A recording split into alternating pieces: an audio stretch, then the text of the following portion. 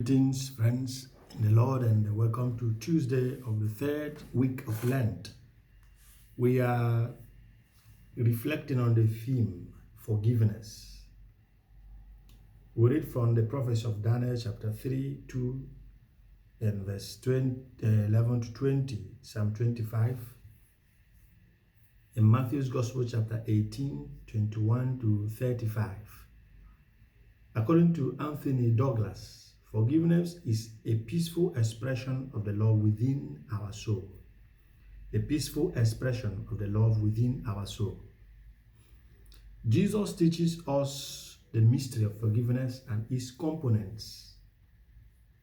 As against the number proposed by Peter, 7 times of offense after which we can retaliate. Jesus said 70 times 7.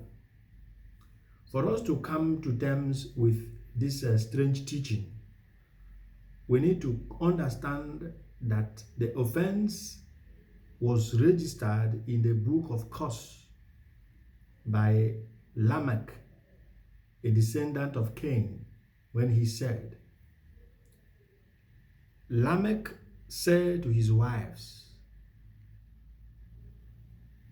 Ada and Zillah, listen to me, wives of Lamech. Hear my words. I have killed a man for wounding me, a young man for injuring me.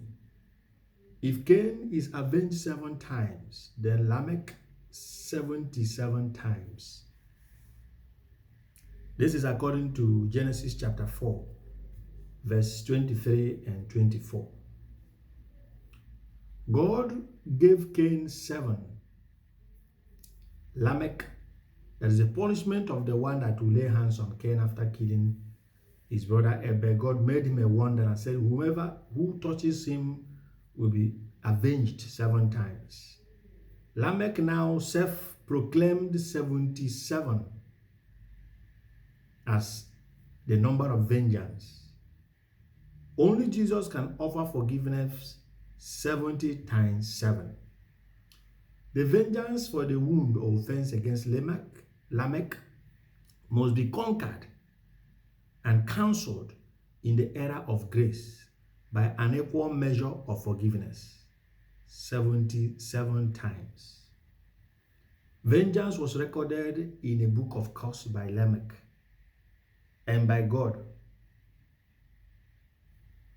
The Jews cancelled it by 7 times forgiveness. Jesus brought 77 times to cancel the curse of offense and vengeance placed on anybody that goes against him, that is Lamech. By this, Jesus invites us to leave vengeance to God. Peter asked Jesus this question as an Israelite. He was probably familiar with the stories of the Tanakh, the Old Testament. Maybe he was even alluding to Cain when asking about forgiveness up to 7 times. The story of Cain and Lamech talk about vengeance, retaliation, retribution, and consequences.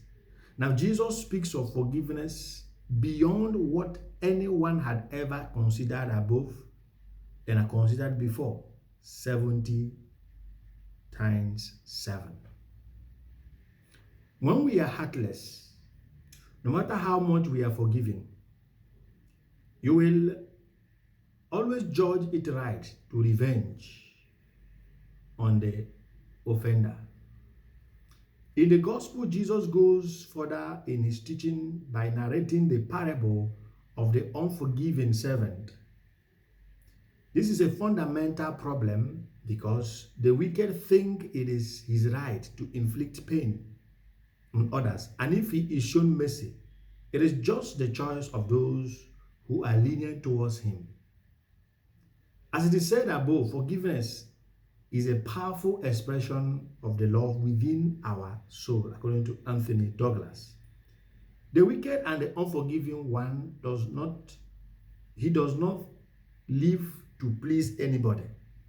Rather, he simply lets out what he is having in his mind. What gives him satisfaction is what he does, and what gives him satisfaction is wickedness. The whole teaching on forgiveness goes with the concept and the dynamics of asking for forgiveness. There is this double fear: the fear of losing something, like freedom, like love of someone, like liberty, or the fear of undergoing something, like slavery, like pestilence, like exile, like rejection, like death, etc. Now, looking at this double-fold fear of losing or undergoing something, one cannot but go for reconciliation via a plea for forgiveness. In the first reading, Azariah helps us understand the background of the history of synagogue worship. Why the exile period and this tough situation could not permit the temple worship. With its Levitical traditions, Israel began to devise another means of worshiping God in a new way and with things accessible.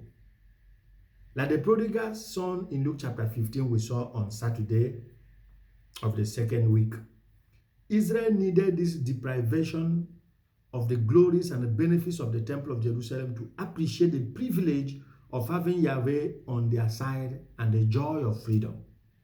It is in this context we can understand the phrase, "With a contrite heart and a humble spirit, may we be accepted, Lord." May we be accepted, Lord. With the return to loving what was hated, God is pleased and pleased to act by love. We must develop and maintain the capacity to forgive. He who is devoid of the power to forgive is devoid of the power to love, according to Martin Luther King Jr. We must develop and maintain the capacity to forgive. He who is devoid of the power to forgive is devoid of the power to love. And according to Anthony Douglas, forgiveness is a powerful expression of the love within us. Let us love to forgive. Let us love to ask for forgiveness. Let us not forget the two-fold fears: the fear of losing or the fear of undergoing. The Lord be with you.